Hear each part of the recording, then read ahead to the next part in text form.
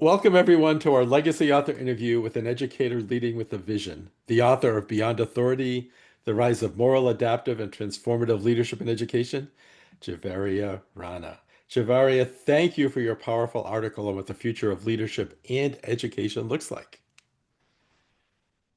Thank you so much, Walter, and thank you for inviting me to your platform. And hello, everyone. So my name is Javeria Rana, and I am an educator and an advocate and a global thought leader. And I'm passionate about reimagining education to meet the challenging times that we are in and we still have, in the next 20, 30, and 50 and so years. So I have a career spanning 15 years. And this 15 years, I have worn many hats. I've been a teacher, a trainer, a mentor, a global speaker, and then I have taught ESL in multiple schools across Pakistan, namely Beacon House, the City School, Chandbagh, and I've also worked on multiple projects of writing and developing K-12 curriculum with different publishers in Pakistan.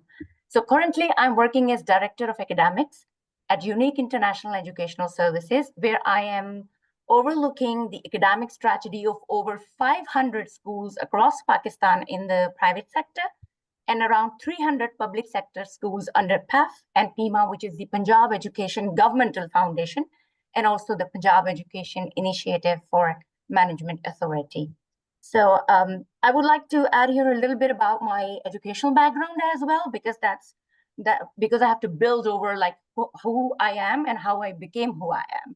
So I have a master's degree in English language teaching and an MPhil in TESOL, and also a master's in advanced teaching with double specialization, K-12, from a US university.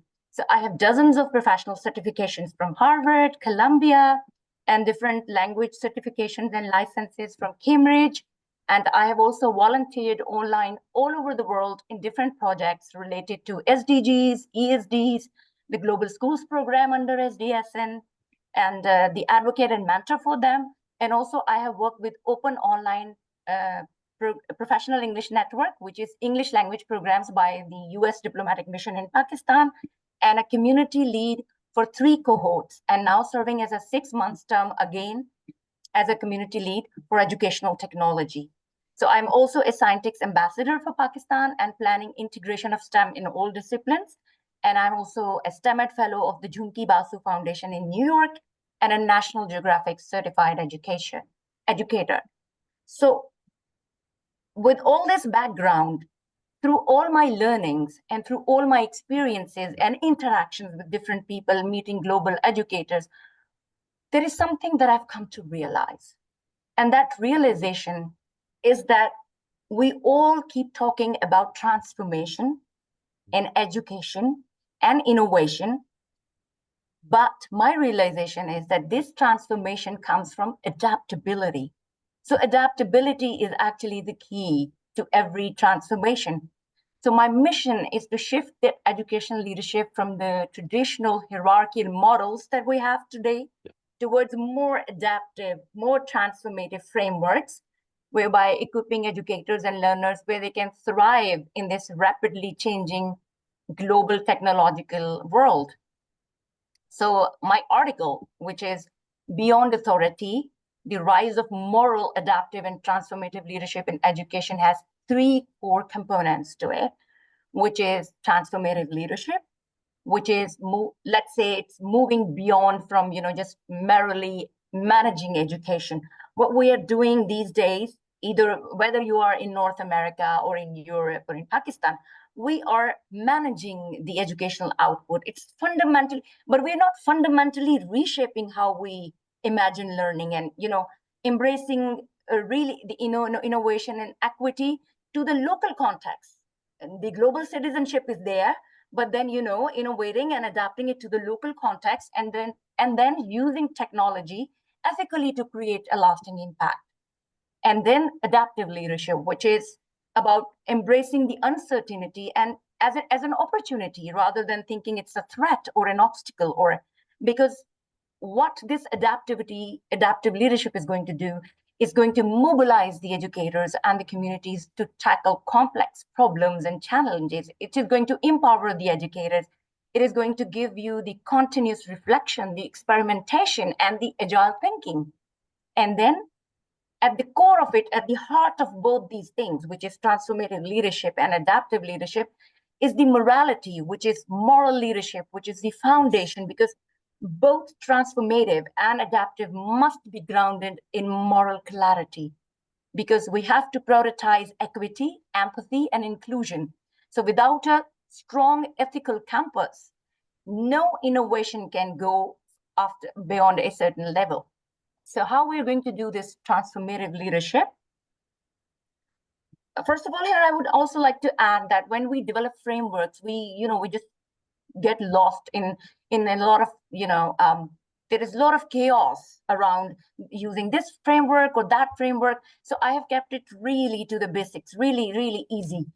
Transformative leadership, I would say it's beyond managing, it's towards imagining, just imagining, just this.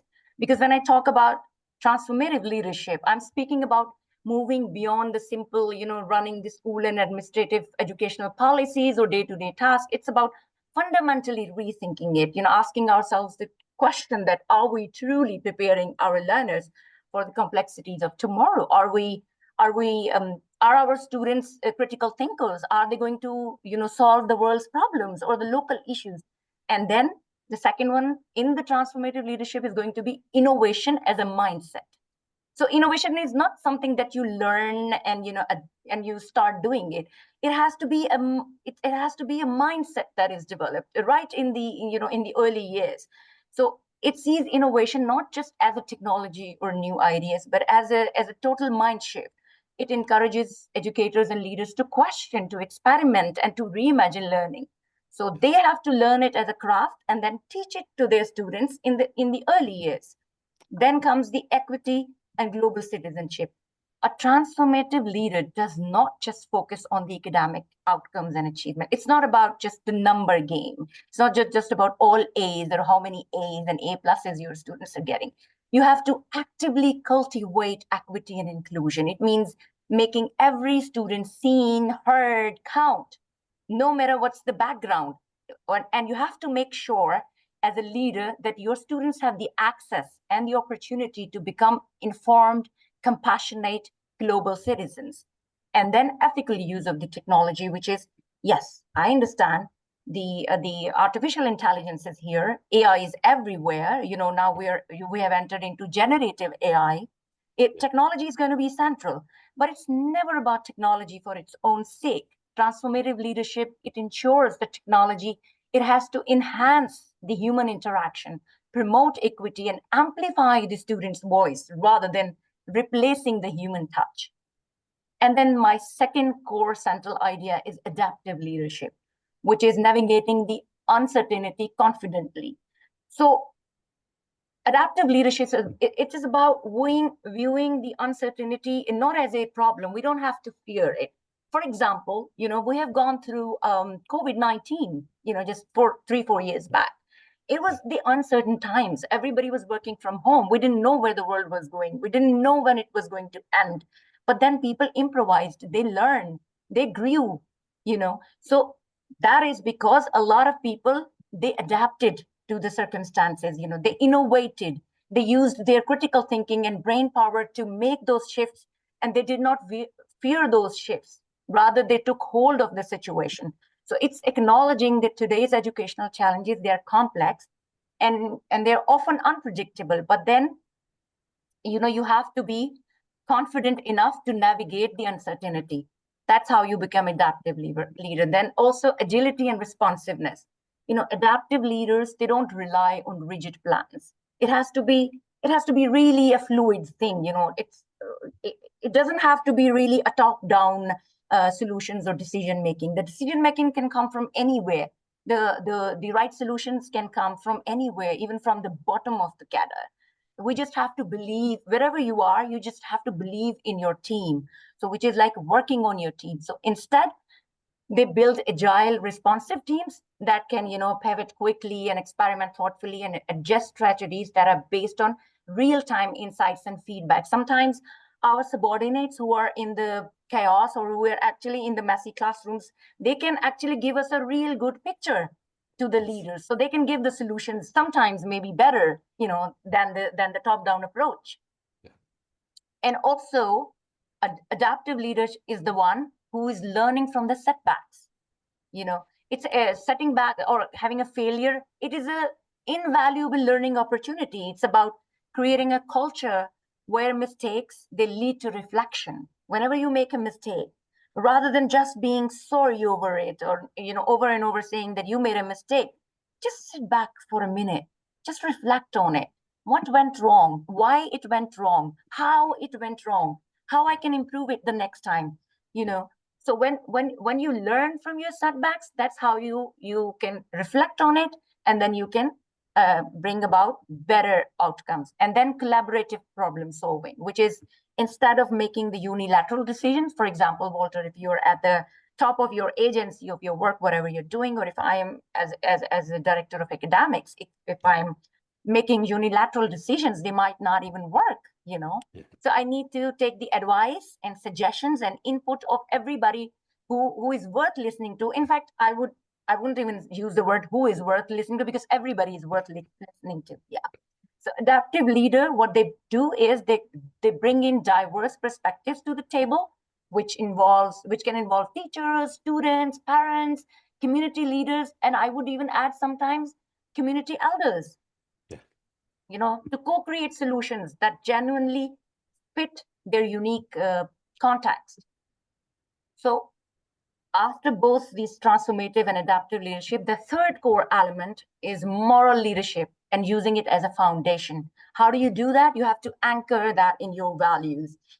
We have a global platform. Now the next generation after Gen Z, the Alpha generation, and the other coming ones they are like totally digital generations, and these generations are truly global. I mean, it won't even matter if one student is sitting in Pakistan or in Europe or in North America, but still everyone has their own language, their own culture, their own traditions, and their own values.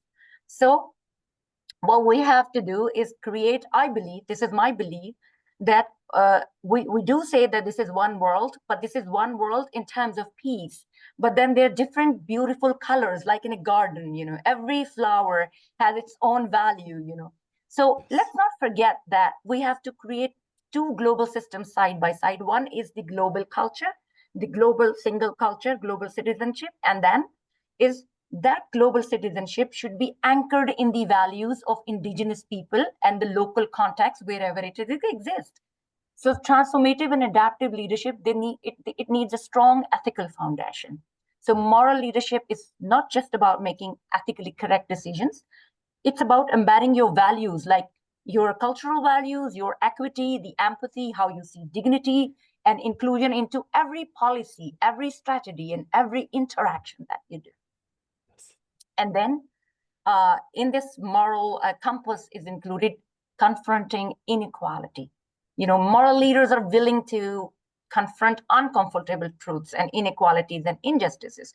They don't have to shy away from difficult conversation. So a moral leader is the one who resolves conflict by talking about them, not by being quiet about them. And then because this ethics and this ethical leadership is going to drive innovation. It will be, when leaders, even if you look at the political leaders, when leaders, they lack morality, even the most innovative solution thinkers, they somehow create inequalities. So ethical leadership, it ensures that innovation always serves human well-being and justice.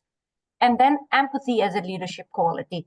At its heart, moral leadership in education is about empathy, truly listening to the teachers, the students, the communities. It is recognizing that behind every policy decision is a human life.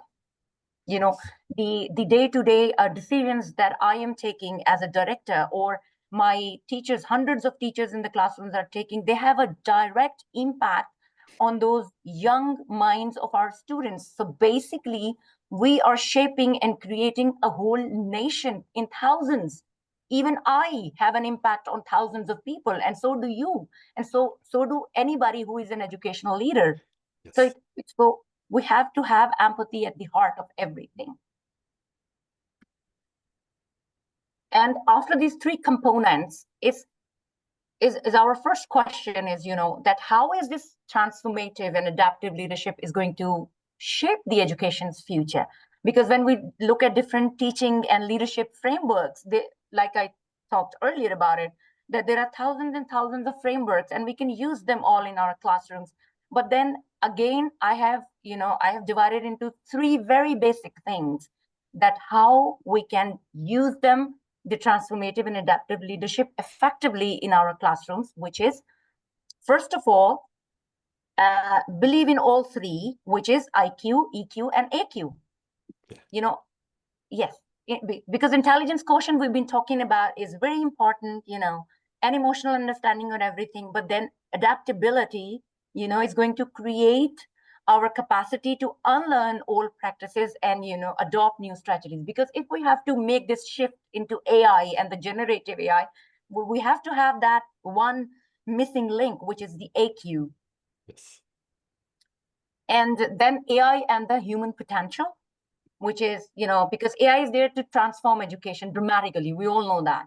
But then we have to, leverage AI very much responsibly, so that the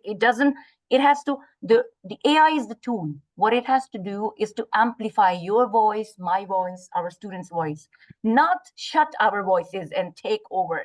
Because AI cannot take over human creativity, the human impact that's still at the heart of everything. And then the globalized, contextualized education. The third factor, I believe, is like I talked about earlier, which is, creating two scenarios. One is the global citizenship and another is the local context. So globalized and contextualized education, which is, and I have those models where you can refer to, like, education is increasingly going to operate at the intersection of global frameworks, which are SDGs, sustainability, Sustainable Development Goals, the 17, and the OECD benchmarks. But we need to have a local cultural context attached to each one of them, so that it is relevant to the educators, relevant to the students, and that's how they're going to find the solutions to these problems. What it means is that leaders must deeply understand that global imperatives, while they have to understand the global imperatives while adapting to specific local needs. So how they are going to do it, how they're going to make this IQ to EQ to AQ. It's really very simple, because we've spent decades talking about IQ being smart and EQ being emotionally intelligent, and I know those are still vital, of course, but we should not forget that there is a new player in the town, which is the AQ, the smart AQ. So, to simply put it, for educators to understand, think of AQ, like using GPS navigation. When you hit traffic or a roadblock, what do you do? Your GPS, what does it do? It doesn't panic your GPS. It recalculates the options, right? So adaptive leaders, they do exactly the same thing. During the pandemic, we saw that. I earlier talked about this, that quickly, everybody moved to remote learning, and whoever did so were successful. Those schools were successful. Those districts were successful. So those leaders, what did these leaders do who moved quickly to AI or to the online sessions? They demonstrated actually AQ, because it was an uncertain time. So they embraced that uncertainty, which was their chance of innovation. Simply put, suppose IQ, or if I can, tell you that in a playing scenario. So IQ might put you on a team, right? And EQ is going to help you play nicely with your teammates. But AQ is going to ensure you can change the game entirely if the rules suddenly shift. Wow. So you see, you need all three components to be really successful. Yes. And then AI and the human potential. Let's talk about AI in that, because robots, sometimes we all fear and we create these scenarios in our heads, and to make it a little bit scary, that robots are here and AI is going to take over, and in 30 years everybody is giving a number, like by 2030, by 2035 robots are going to get your jobs and all of that, and blah blah. And I really don't believe that robots are going to replace teachers at all. Because the magic of AI in education, it's not about replacing humans. It's about amplifying what makes us uniquely human, and creativity and compassion. Imagine the time when calculator was invented. When the calculator was invented, everybody thought, oh well, maybe now mathematicians will go out of job. Did they? No, they didn't. They didn't. So AI, use it at your servant. It is at your service, not even assistant. Use it as your servant. It's your classroom assistant. The teachers can do the repetitive, the boring grading quiz tasks, and the tasks that need a lot of repetition, Yeah. and have the exact same outcome the same time. So those are the tasks that you can hand over to your AI, Right. and it's like having a man assistant. Yeah, better than a human assistant. So AI can personalize learning. It can detect students' needs early and boost educational equity. So we must approach it thoughtfully. Leaders need to ask that, are these algorithms fair? So we'll still be needing, even if the AI has made some decision about your classroom, there still need a human intellect to question that whether the algorithm was fair. Is it really enhancing the potential of my students, or it's accidentally limiting it? Yes. If AI is making a mistake, AI is not going to detect that mistake, because that mistake has to be thought critically by a human, which as of now AI cannot do. No. And the third part is the globalized, contextualized education, where education, first of all, global meeting the local. Like I talked earlier, education is fascinating because it is, at the moment, it's rightly sitting at the intersection of a global and a local world. Everything is global, yet local. Yeah. So we have international goals, for example, SDGs and OECD's benchmark that every country needs to follow. There are certain standards that we all need, standards of literacy and standards of mathematics and whatnot. And every nation has to go through those same standards. That by year 9, your students need to do this. By year 11, your student needs to do this. Yep. But then real education happens in local classrooms. So each with its own unique culture, language, community values. It's like, let's call it, it's like cooking, So you have a global recipe, right? The standards, but then every culture has its own spices, the ingredients, and the way of preparing it. So great, adaptive, transformative educational leaders are who? They are master chefs. They are master chefs. They know how to take a global recipe and add the local flavors, making it truly delicious and relevant for every student in their classroom. So, but also we have to remember, when we're doing this contextualizing of education and globalizing, that we want global citizens and who can discuss climate change or digital ethics anywhere in the world. But then we also want kids who understand their context, their local history, their traditions, and their culture. So balancing global vision with local relevance, I know it's not easy, but whoever is able to handle this is actually a true transformative leader. So what's the next 20, 30 years look like? What is the global education roadmap for 20, 30 years?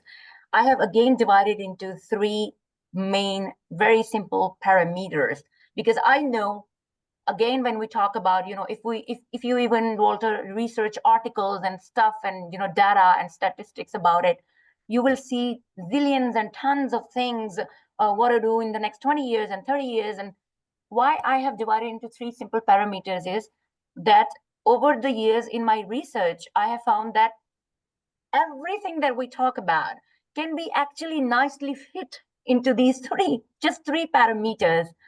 And then we're good to go for the next 20, 30 years, or maybe beyond that. Yeah. And those 3 parameters are equity and inclusion by design. By design, it has to be. So the next 3 decades must be a deliberate act of designing the educational in a way which dismantles rather than, perpetuates inequality. So turn by turn, we have to dismantle the inequalities, ensuring that true inclusiveness is in access, in the curricula, and also in the technology. Equity cannot be created just with the access of resources. It has to be in the curriculum, in the technology, everywhere. So creating that and dismantling injustices. Then rethinking classrooms and as ecosystems. We must shift our view from classroom as an isolated unit, which is somewhere in a building, in a brick and mortar, and it has to be a very dynamic ecosystem. It has to be connected, collaborative, personalized, technology wise, people wise, space wise. First of all, we have to turn our students into lifelong learners. And then we have to teach them that teaching is not what happens in the classrooms only. It goes beyond that. It's 24. Every living hour that we're breathing has to have a kind of an ecosystem which teaches us something. We are always on the cycle of learning and not consciously thinking that we are learning. That's how. So rethinking the classroom's idea of a strict classroom, that these are the hours that you have to learn, and after you have learned those hours, it's you're off from that. Yes. And then for educators, educator agency and efficacy. So our global roadmap must prioritize educators' empowerment. Unless we treat teachers with dignity, respect, think of them as co-creators of the change, architects and designers, and giving them, if not complete, let's say, if not complete agency, but then some part of it, co-creating, giving it to students as well. So it's not like just, again, the top bottom, pushing them to implement certain strategies, policies, and curriculum. It has to be sustainable for the next 20, 30 years. And if you want to be really sustainable and work in coordination with the AI, generative AI, it has to be educator, agency, and efficacy.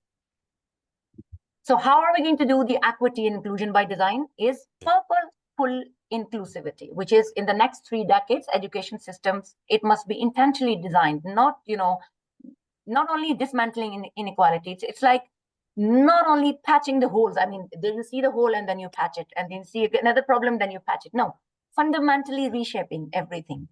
So fundamentally reshaping everything, then futuristic thought process. Because if you imagine adaptive neuro-inclusive technology that trailers lessons, not just learners, but also their neurological profiles. So artificial intelligence is going to create in the next few years neurological profiles of the students. It's going to move beyond personalized learning to hyper personalized learning and neurodiverse pathways. So our educators need to keep that in mind. Because this is something that's going to ensure that learners, whether they are neurotypical or neurodivergent, they have equitable access to knowledge. Then rethinking classrooms, how we're going to rethinking the classrooms as a different ecosystem, as a dynamic ecosystem, is collecting the learning. Forget about the isolated classrooms and everything. Everything that we do in life is learning.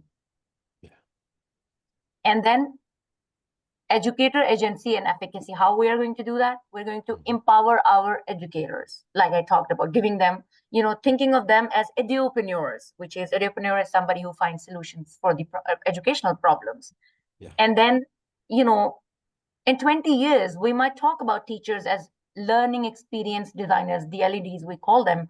They are empowered to prototyping and ADU apps and launch micro schools and within virtual education galaxies. So maybe in future, maybe teachers will be, creating their own micro schools from their homes. Who knows?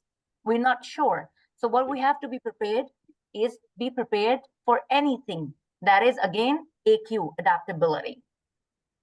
So these were the core components of my article. And Walter, I believe and I hope that I'm actually these days preparing my applications for a PhD in the US, because I am driven by this desire to deepen my research in adaptive and transformative leadership and educational policy and technology integration in the global context. And my goal is to emerge as a global thought leader, so that I can advocate for policies that prioritize the educator agency, ethical technology integration, and culturally responsive education globally.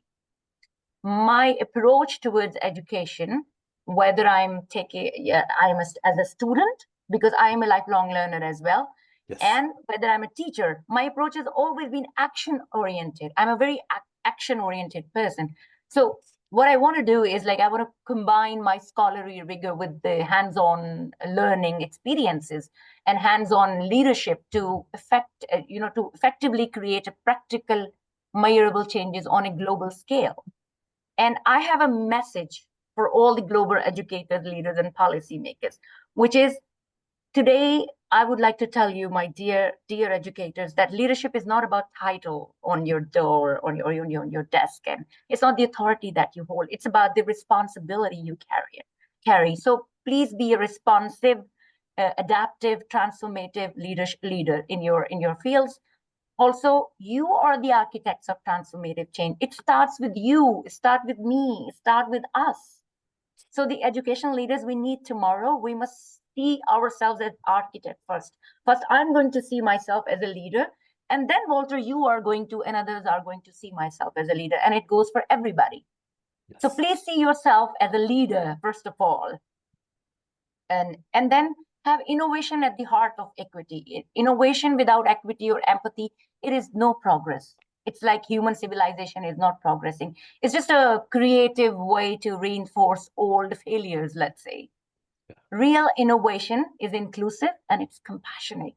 It's not made by gadgets or cutting edge technology alone, but it's about by the number of previously unheard voices and how many people you have included and the number of barriers that you have dismantled in your area of work. And also educators never undermine your power. Like I said, you're not just preparing learners, you are already in the future. You have Yes. entered that future. So you are Yes. actively shaping it every day, one lesson, one student, one courageous decision at a time. You're doing it every day.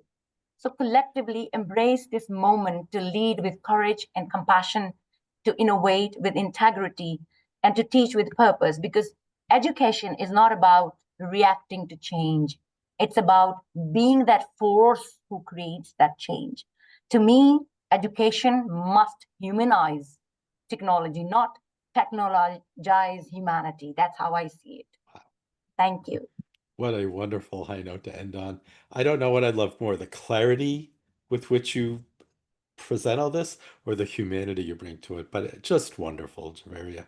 And when you do get to the States, I'm looking forward to meeting you in person. It has been wonderful getting to know you online, and I look forward to continuing this conversation online.